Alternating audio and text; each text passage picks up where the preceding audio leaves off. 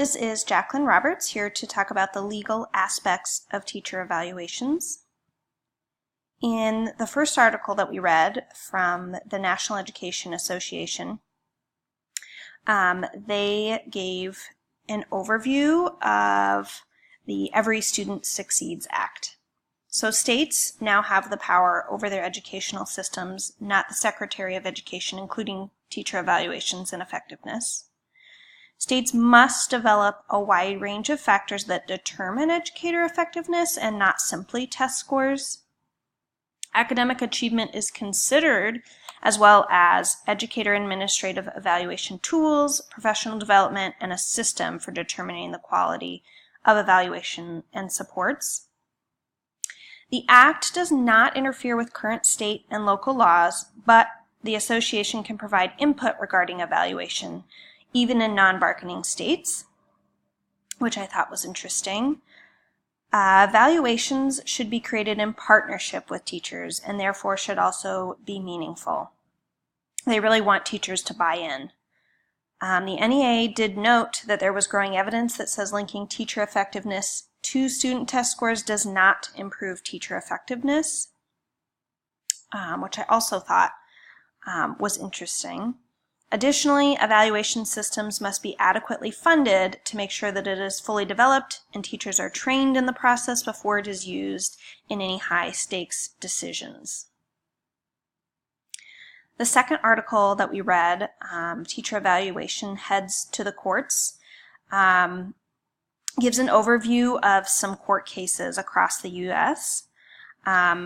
There are new methods for evaluating teachers, and this has resulted in a lot of litigation, kind of an unintentional effect.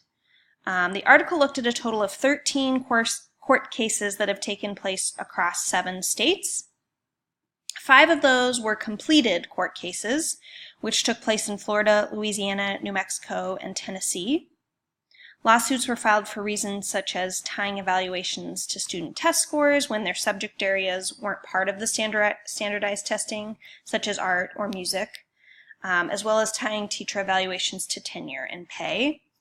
All were either dismissed or ruled for the state. Of the 8 court cases that are still in progress, or were at the time, they took place in in Nevada, New Mexico, New York, Tennessee, and Texas.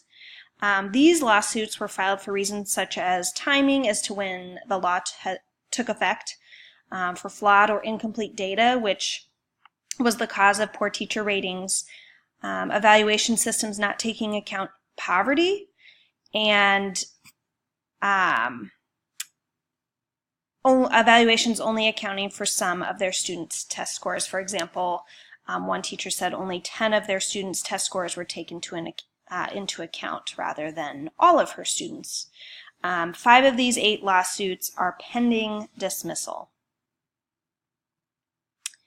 In the third article we read, called Teacher Evaluation and Issue Overview, it really did give a nice overview of how teacher evaluations have changed and what is happening as a result. So in recent years, many evaluation systems have undergone considerable changes. However, data is showing that many teachers are scoring just as well on new evaluations as on previous ones. And so the question remains, are teachers receiving better feedback, resulting in better teaching? In 2009, the American Reinvestment and Recovery Act gave $4.3 billion to the U.S. Department of Education. States that agreed to make policy changes, including new teacher evaluation systems where student achievement was taken into account, were given grant money. $700 million was spent by the Bill and Melinda Gates Foundation on teacher quality initiatives as well. And my school district actually saw some of this money. I was part of a 20 schools took place in this grant in which they were trying to use new evaluation systems and different techniques to see how student achievement played a role in teacher pay and vice versa. So in the article, more states are requiring teachers to be evaluated annually. They also said that most states require now student achievement data to be considered. The author Stephen Sawchuk states, in general, the teachers' unions highlighted the potential of better evaluations to provide valuable feedback on teachers' skills, but they remain wary about connecting the systems to teacher pay and tenure and adamantly oppose the inclusion of students' standardized test scores in the systems. There has been some preliminary evidence that these new teacher evaluation systems have caused greater student performance, but it will continue to be a central topic in K-12 education. As far as my district, Jeffco, the evaluation process starts with a rubric. There are 23 different indicators, and those indicators fall into one of the three categories: professional preparation, professional techniques, and professional responsibilities. Formal observations for probationary teachers occur one time per semester, and then for non-probationary teachers, one time per year. You are probationary for the first 3 years, and then with effective or highly effective ratings, you can become non-probationary.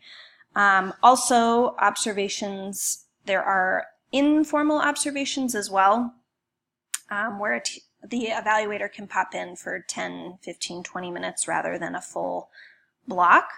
And those don't really have a specified minimum or maximum amount.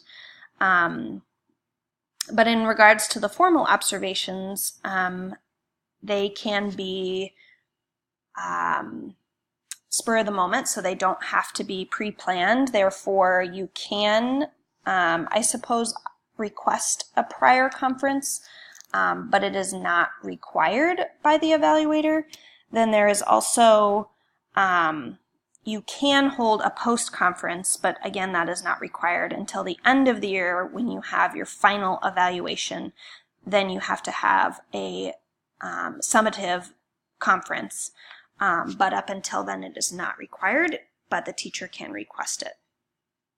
Then in Jeffco, for a final effectiveness rating, you can either earn ineffective, partially effective, effective, or highly effective, and 50% of that comes from professional practices, and the other 50% comes from multiple measures of student learning. If a teacher earns an ineffective or partially effective rating, a performance improvement plan, or PIP, will be put into effect. This is a legal document just trying to turn the performance of the teacher around.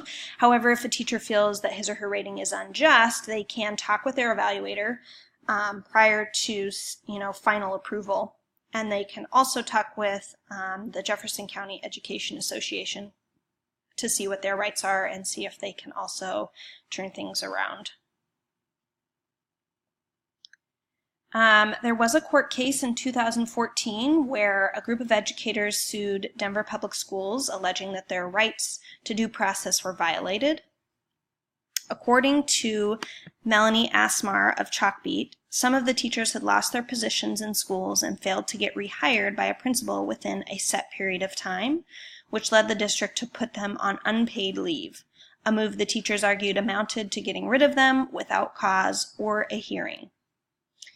The district argued that Senate Bill 191 had changed the rules for teacher evaluations and assignments. And so in 2014, the Colorado Supreme Court ruled in favor of Denver Public Schools. Finally, as a future leader, I think two things are of utmost importance. First, stay up to date on current protocol. I think my district is pretty good about keeping staff members informed of new laws and what's coming. And the second thing, I think, is to ask for help. If you are unsure, ask for help. You should have a mentor in your first year or two of principalship.